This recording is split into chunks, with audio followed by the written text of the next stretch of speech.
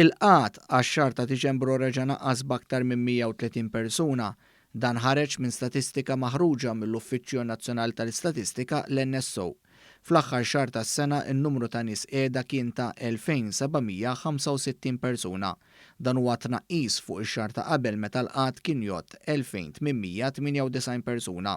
L-istatistika tal-NSO turi li dawk li ilhom jirreġistraw għax-xogħol bejn 21 ġimgħa u 52 ġimgħa naqsu bi kważi 50 persuna.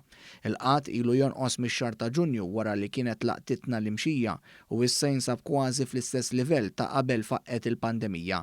Dan ifisser li għas-7 xahar konsekuttiv naqas il-qatt.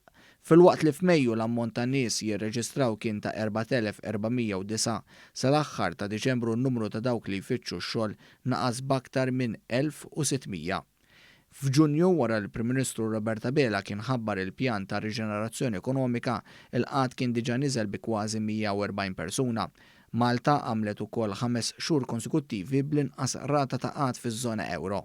F'Ottubru wkoll għal 5 xahar konsekuttiv Malta kellha l-inqas rata ta' qatt fiż-żona euro. Intant brabta ma' din l-aħħar statistika fuq Twitter il-Prim Ministru Roberta Bela qal li kważi 2/3 tan-nies li tilfu xogħolhom wara li faqqet il-pandemija issa qed jerġgħu jaħdmu.